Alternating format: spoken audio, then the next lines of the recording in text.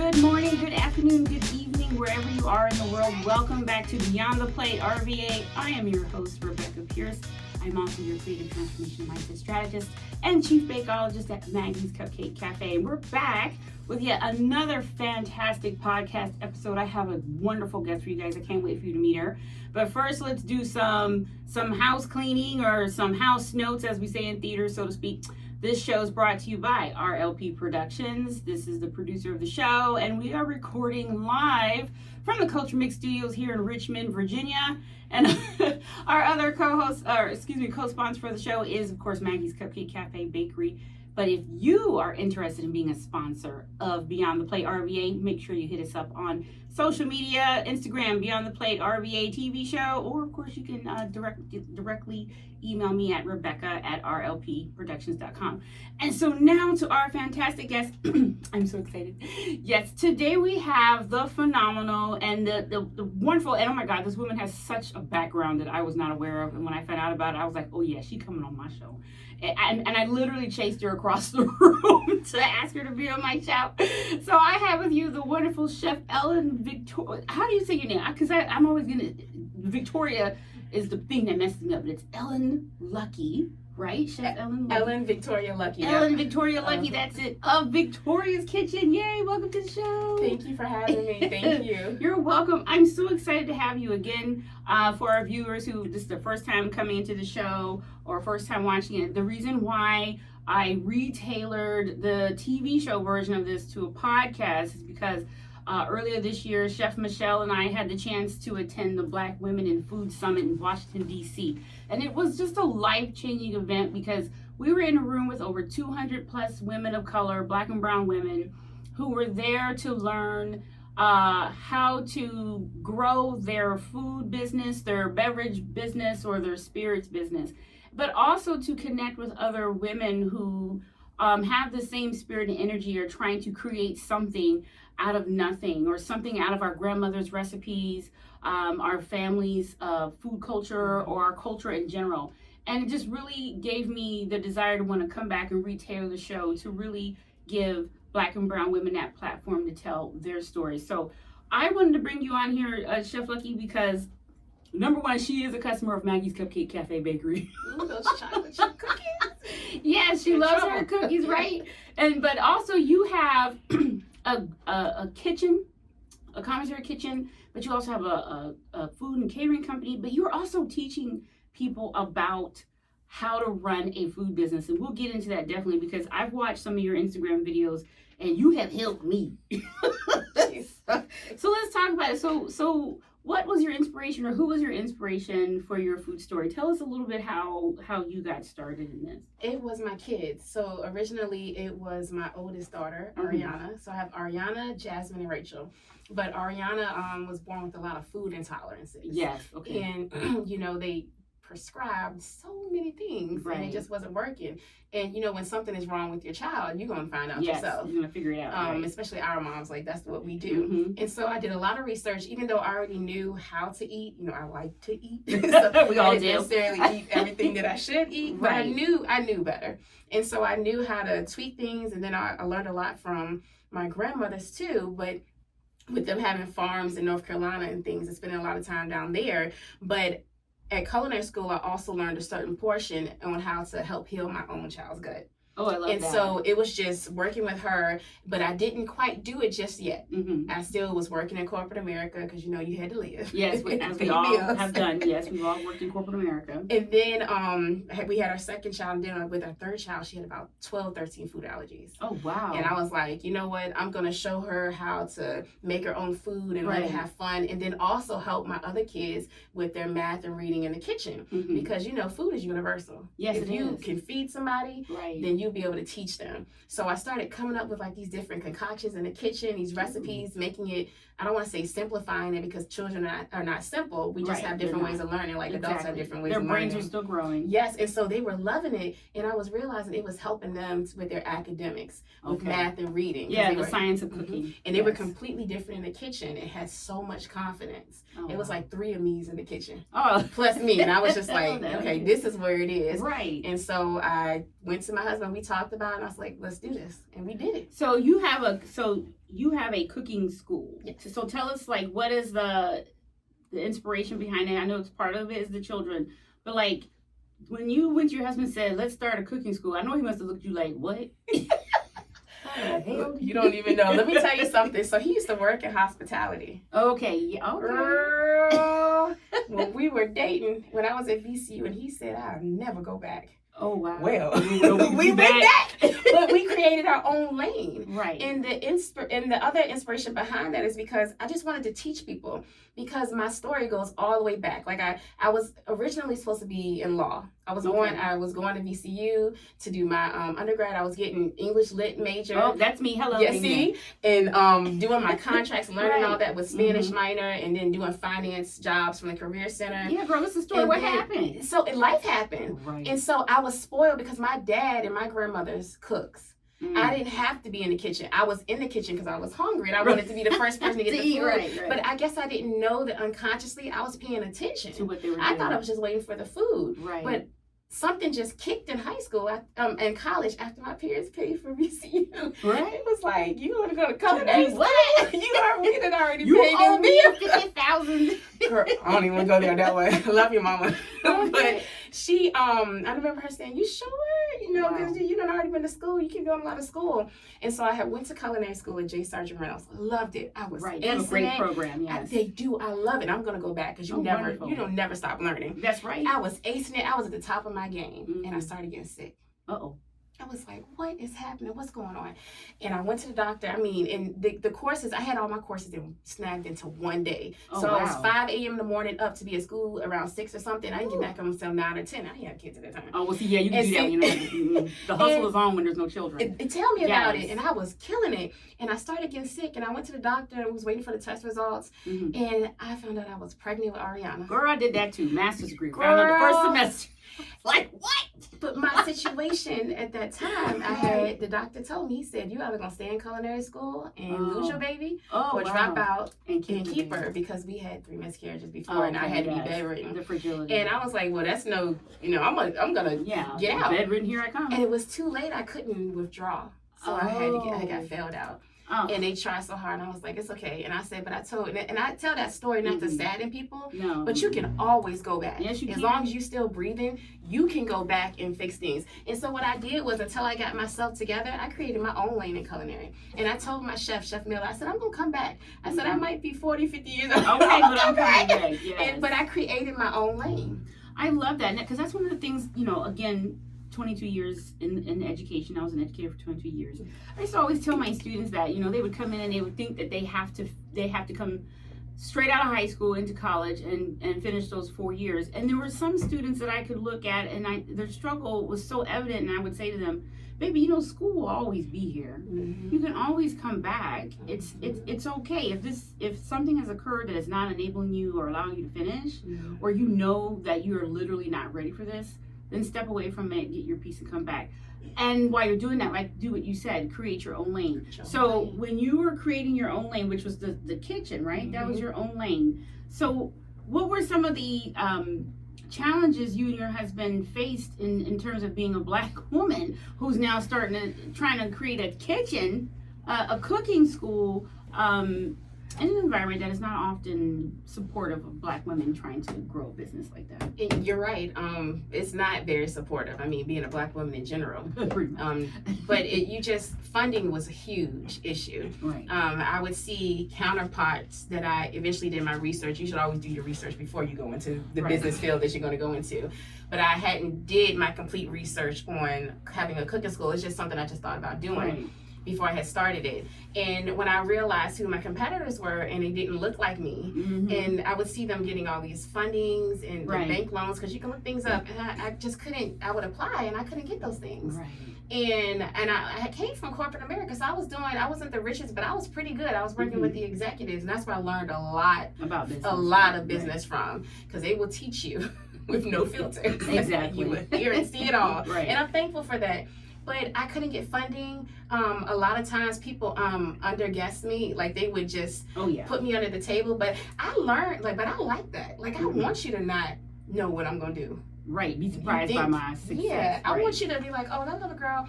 I've had people say, oh, that little black girl over there. They would call and say, you know, you're the little black girl that owned that cooking school. I said, yes, I am that black woman that owns this cooking school. I love how you changed girl to woman. Thank you, because I'm not. That's a whole other conversation. And my age too would be. I was Right. always, at the time, I was always the youngest person doing things. Right. And my main thing, and that's why I specify youth cooking school, because a lot of times people will define our youth as like they're not capable of doing anything right.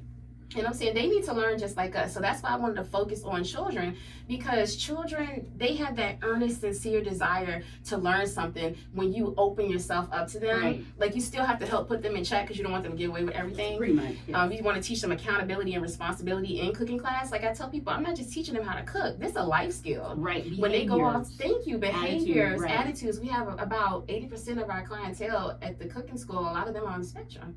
But when they're in that kitchen with us, they're phenomenal. Whole nother person. Right, because you know, in the kitchen there's a energy and a dynamic and a structure to it. Like, there are certain things, you know, in the kitchen you cannot do. And then, you know, there are things that you can do. But you know that things that you cannot do is for your safety and for the safety of your customer and the brand that you're building. Yes. So I love that you're working with young people, because what you're doing is you're planting a seed. Yes. And that is so important with our children, that they understand the possibilities of their life now, so that as they travel through it into adulthood, they'll realize, you know what, I remember Miss Victoria, she taught me that I could do this, and I'm going to go for it. And I think that's fantastic. So do your children come to the cooking school with you? They're there all the time. And that's one of the benefits of it, because when I started the business, I had a kindergartner, a preschooler, and a toddler. Oh, wow. And the toddler would go everywhere with me on all my business meetings. I traveled with her, and she would be on her top behavior. But as soon as we hit that minivan, it was over. I was like, what? So when you figured out what was the issue that was blocking you from getting the funding, well, how did you figure that out? Because again, we want to give a platform to you and your business, but we want to also lead the way, pave the way for others behind us. So I know there are young women who have this dream to be in culinary school and or to open up a restaurant, but the funding is the big blockage for Black and brown women to get into the field. So how did you overcome that hurdle? Yeah, so funding and the proper resources and being able to trust somebody. And I'm about to go to that initial resource that I had that's sitting over here across the table from me. That would be Chef Michelle. Yes. But but the financial resources, I'm going to be honest with you, I started the business with $150. That's awesome. $100 to register with the SEC. There you go. And then $50, I went to the Goodwill on Midlothian Turnpike. I put all my kids in that minivan and went through there and found a $25 toaster oven. And I called all the local Goodwills, and the next one that had one for $25 was all the way in Short Pump. Oh, wow. All the way in Short Pump. And it started raining outside. Oh, I said, no, we getting in this van. Okay, we go. And I got both my toaster ovens, and that's how I started Victoria's Kitchen amazing. at my oldest child elementary school at that time, because she was in kindergarten, first grade, and I started there. So we originally we had to foot the bill. We had to foot the bill, Invest in yourself. and it came at a cost. Yeah. We invested a lot in our business. We made a profit the first year, but it came with a cost. I mean, I had left corporate America because it was just not a good environment for me. Exactly. We know what she's talking about. Y'all can read between the lines. And I don't take disrespect lightly, especially when I'm giving you my all. And I was always told that I'm an overachiever, and I say, yeah, well, God, you made me to overachieve, so don't stop me. You know, I don't like our people being put down just because we're good at something. Right. Not that I'm perfect at everything, but if I'm good at it, I'm gonna be good at it, because that's what I was here to put here to do. But we had to foot the bill, and in all of that, I will tell you, sometimes when you decide to go that course, you lose things. We lost our home. We lost our home because we didn't have the backing that we did. But my husband and I had a plan. We knew that we weren't going to be able to go but so far, and that if we didn't keep on going with the dream and the vision that we had, that we would regret it if we didn't keep going. So we had to come to the conclusion together. We prayed a lot. Partnering. Yes. We talked about it a lot. Y'all cried a lot. We cried. Look, he's not a crier, but I cried. You cried. It's a releasement. I think crying is a releasement. It is. It's a releasement. I'm not gonna hold all my emotions inside. Like, even if you upset me, just because I cried, I mean, I'm not gonna. Exactly. Still watch yourself.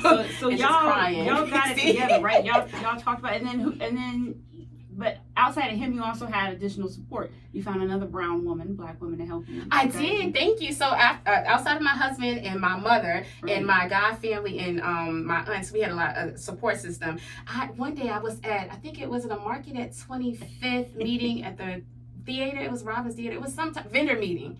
And it was sitting at this table by myself, and this lady came up to me, and she was like, "Hey, Sugar, how you doing?" I was like, "Hi," and I knew who she was, but I wasn't nobody. You know, I was a somebody, but I didn't have any type of level of status. You don't make me feel I'm trying to remember. It was, I don't know if it was one of the theaters, because it was a vendor meeting. It was a vendor meeting. I was sitting at the table by myself because I was ready to soak in some knowledge. And she came on. She said, "Hey, sweetie, how you doing?" I was like, "Hi, I'm doing fine."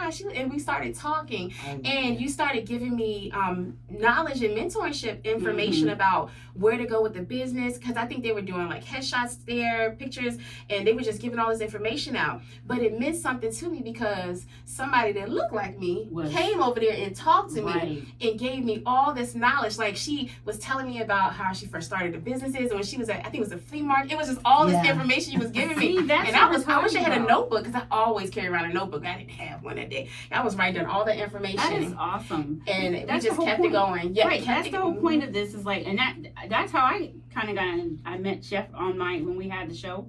It's the TV show. It is. And this is wonderful. I just started telling her what we were trying to do with the bakery, and she became a resource. But that's the whole point. We want this show.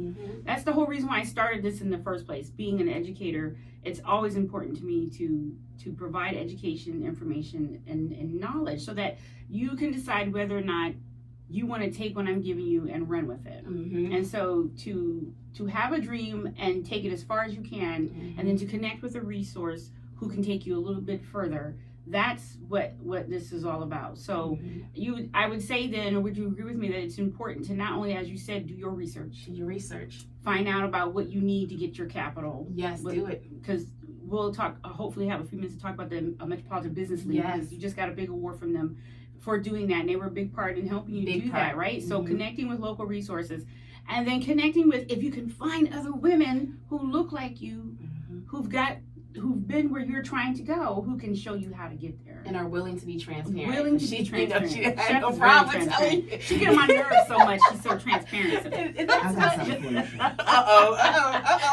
But I love that transparency, because I do not like for anybody. Don't sugarcoat anything with me. Right. Just tell me like it is. Right. And that's probably why I married the man that I married. They don't sugarcoat anything, because what good is that? It's no good at all. The world isn't gonna sugarcoat it. So then, what is the one thing you love about being a woman in food, a woman in this business? That I get to make my own lane. There you go. That I get to be creative and think about being out of the box, because working for somebody else, thinking out of the box gets you in trouble sometimes. And they want to keep you in it. They want to keep you contained in that. Right, and you would be like, "No, but I can do this for you." Right. But it wasn't my time to have it done. You just have to learn how to be patient, do that research, learn how to be transparent, learn how to accept that it's going to be some failures. But I learned the best from my failures. I did not enjoy them at the time. No, nobody does. But they're great. They're great lessons for you. So you now are in a position to be the resource for others, because you've learned so much through your. I don't like to call them failures, because you tried. And a failure is when you don't try, when you give up, right? So you had lessons that you had to learn. You picked up those lessons and you ran with them. And so now you're here. You're one of the influential women, one of the big women here in the Richmond area for your cooking school. Yes, you are, for your cooking school and what you're doing. But let's talk about, what's your favorite dish to make? Like when you are like in the place, in the woosah place. Like, what's the dish that you like to prepare that brings you happiness? Go ask somebody that like to eat. What's their favorite dish? Pick one. The sweet potato casserole. Girl, no, she didn't. I'll take it. The smothered pork chops that we would often come and eat on too many Sundays from somebody's table. From Chef Michelle's mom, Michelle's Cafe. I know what you're talking about. I would always give my children extra side dishes. Because I knew you were going to say that, and they would be so used to that. But I just love comfort food, anything that brings comfort, because we used to have all those Sunday family meals. Yes, right? That's the whole point. At grandma's house. Yeah. And it was just so many people, and not a lot of places to go in the house. But you just felt so good. Yeah, And, loved. and I think not just because of the love, Yeah. and that she would be older but still making all that food. And on my Right. dad's side of the family, it was about 7 or 8 siblings, and they all had kids at the same time. So boom, boom, boom, boom, boom, like the same sets. Right. It was so many of us. But grandma and granddaddy's house was just the place to be. My grandmother Lee, oh my gosh, she was the best cook, and everything was Southern comfort food. Oh, yes, Lord. She's the only woman that can get me to eat pig feet. Oh, when she was alive, I okay. never, 'Cause because grandma honey, no. passed. I don't know what she did. It was that hot sauce and that mustard and the season she put on, but I would never in my life, I said, I'm never going back. It's not for me. Well, because certain people, like, it's the hands. It's the love in the hands. It is. There's something It in the is. hands that there are certain foods that only certain people can make that you'll eat. Like, I'm not going to touch no pig's feet, and I'm not going to touch no chitlins, but my brother can make the chitlins that sends my mother into her happy zone. And he's the only one that can do it. Like me, you don't even ask me. Don't even look my way because it ain't happening. Right? And that's why she had. Exactly. I'm never I'm going not. back. But do that I one. love that though, because that is the story of Black and brown women. The way that we have shown love, and I say this often on the show, is by that plate of comfort food. Mm-hmm. So when you see your children are in a place that they need that love, do you go in there and make that food? Yes, I do. food? And they Yes. come in there with me. Yeah, because my son eat a whole pot of baked macaroni and cheese, baby. That boy tear it up. You see, they do. And we had to learn how to, we already knew how to tweak it, but with the youngest daughter with her allergies, and like we had to come up with new recipes that didn't, For her because to sometimes eat. when you do food substitutions, that stuff It doesn't taste right. And so she was tired, and she was little at that. She's 9 now, but it was like around 7 years old, 6 years old. She was like, "Mommy, I don't like the nasty allergy food they have." And she had said, "Can we make our own?" Right. And so she actually has a brand called Rachel's Harvest. Oh, And she's too little to do the Shark Tanks, but I think in about 2 or 3 years she'll reach the age range. But we make our recipes and we started to sell them because we have a licensed kitchen. But you know, when COVID hit, we had to kind of take a break from that. And she's like, "Can we get back on that? What's happening with my?" So you're creating a new woman in food, and that leads to my next question, which is, what is the vision for your brand in the next 3 to 5 years? Like, are you bringing in Rachel's Harvest connected to that? You know, bringing in products. What are you doing in the next 3 to 5 years? Well, it's very interesting that you asked that, because in about a month, a little less than a month, you all will see the next 2 phases of Victoria's Kitchen come to like you'll be able to see it. So the first part of the second phase is our event space, which is located next door to the cooking That's school. right, yes. And it's going to be a pop-up space, a restaurant pop-up space and an event space. So it has a private kitchen in the back with a serving window. And then you can also just rent it for events, baby showers, meetings. Oh, wow, But your licensed caterers can come in the back and use it to actually make and serve the food and store it there. And then we have our kitchen clients that can also go back and forth when the cooking school is booked to use both spaces. But we wanted to do because there was a need for a small venue that would be less than 100 people that had a certain amount of budget pricing where you can have like small weddings and different things there. Right. And then the next part, which we already announced on Virginia This Morning a couple of months back, is Southern Spreads. Ooh. So Southern Spreads, Sounds like food to me. it is, I love it. So Southern Spreads is our line of frozen retail side dishes. Oh, wow. So it's going to be frozen in food. Yes, Girl. so because Wait, life let me is give you the busy. Tiffany Haddish. Girl, this is nice. I love that. Okay. There's a lot of food out of here. Yes. But not all of it tastes good. No. And especially when you have to reheat it. Yeah. Like your food tasted good when you had to reheat it. I love That's that. because Chef Michelle, hers it is was- real. It's It's seasoned and then it's well prepared. Someone had the audacity to tell me to my face, "Do you really peel potatoes?" I was like, What? I said, "You just offended me." I said, "You be boiling, peeling, can on." You Well, crazy. real cooks do The peel the audacity. potatoes. Yes, yes. But we're coming up with, because a lot of times, you know, you're in there, you see all of these brands and Right. they don't, We read between the my lines, flavor. people. it doesn't match our flavor profile. Right.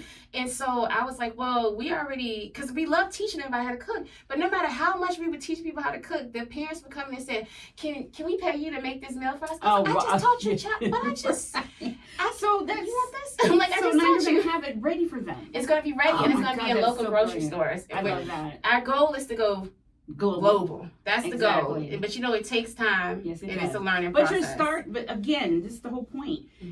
You saw a need and you filled it. You saw a need with the cooking school. Well, first with your child, and you filled it. Then was a cooking school with children, you filled it. And now the event space for under 100, you are filling it. And now the frozen food industry need to cook for families. You're fulfilling it.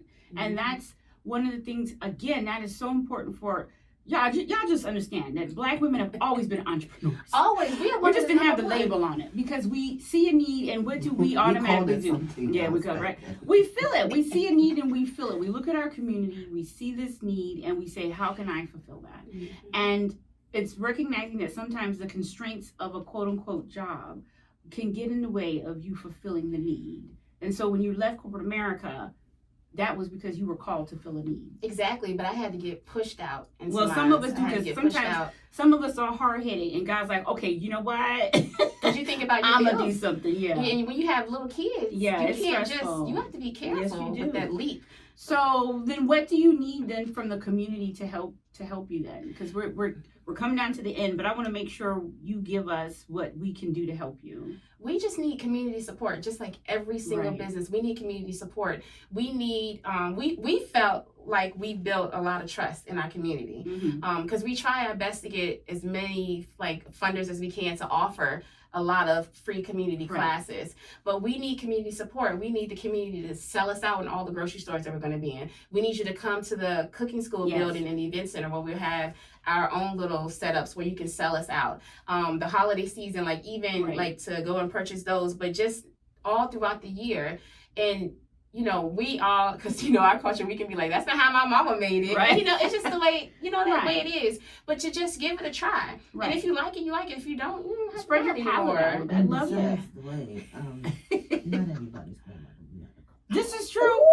Yeah, I talk about that a lot. This is true. That's a whole other conversation. But we're speaking to those whose grandmamas didn't know how to cook. They didn't come from that. But no, it's they true. want to do that. No, it's true. Because my grandma, my mother's mother knew how to cook, but my daddy's mama, I love my grandma. She was not the one. I did not like her food. Her eggs were runny. Did not like it. I had to eat it so I wouldn't die. But that is very true. So, but and it's okay. It is very much okay. So Chef, tell us. You have 3 children. You have a growing business. How do you take care of yourself mentally, spiritually, physically? What is your daily mindset practice to help keep you moving forward and going in a healthy way? Well, first I want to be realistic. It gets hard. Yeah. It does get hard because life is what it is. We were not made to deal with everything that we have to deal with today, especially women. Not putting the men down, but the black women, we have a lot to put on. We have a lot on our plate, and it's just the fact that a lot of times I just will shut the door in my room and I would tell my kids, don't touch the door. This is mommy time, and I'll lock them out the door and they know to leave me alone. Right. There's a lot of times cooking is therapy to me. Wonderful. So I will go into the cooking school. I leave everybody home and I go into cooking school and I'll cook. But my husband is also extremely, he spoils me because he's like that partner. I remember my mama told me, she said, you're going to need a patient man when you get married. I said, my God, what? She was fortuitous. She always, because she knew me. Right. And I was like, I got offended at first. I was like, but you know what? My mama knows. Right. And so God gave me somebody who's patient, but doesn't sugarcoat anything. Right. But I needed that because it helped me grow. But he's always there. My mom is always there. Our family support system is there. You got to have a support system. I don't care how good you think you are or how independent you want to be, because I like being independent. But I'm learning, as I get older, I want somebody to help me. Exactly. I'm delegating more tasks. So you have to learn how to delegate.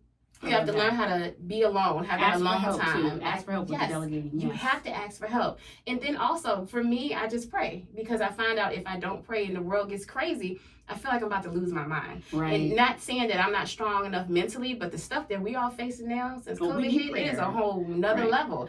And I don't have time for that. Life already lifing. Life is always extra foolishness. Life is always life, and that's the whole point. I want to thank you so much for coming on the show today, Chef. You've been phenomenal, and you've laid down some nuggets, particularly again about being Black and brown women in business. We do not and should not carry everything. No, we We're not shouldn't. responsible for everything. And so asking for that help, delegating, but Mhm. also staying true to your vision and going for it it's how you go to the next level of healing and wellness. It is. And I appreciate you so much for coming on the show today. How can they find you? Social media. What's your social media handle? So we're on Facebook and Instagram at Victoria's Kitchen RVA, Victoria's Kitchen RVA. We're also on, our website is victoriascookingschool.com, victoriascookingschool.com, southernspreadsfoods.com, southernspreadsfoods.com. And then you can find us on TikTok, thanks to my kids, at Victoria's Kitchen Kids. Don't laugh at my videos. I'm not, but soon Rachel's Harvest is going to be out And Rachel's Harvest is going to do a relaunch. Yes, and that's going to be gluten-free, dairy-free foods. Right. And so if you guys want to also learn more about Chef Ellen, make sure you go to the Metropolitan Business League's website, because she won. What's the award you won? It was Member of the Month. Member of the month. Mhm. It's still fantastic. They're giving lots of love. Yes. You know what? I was shocked when I was on there one time. Oh Lord, that's a whole other conversation. Y'all, thank you so much for tuning in to Beyond the Plate RVA.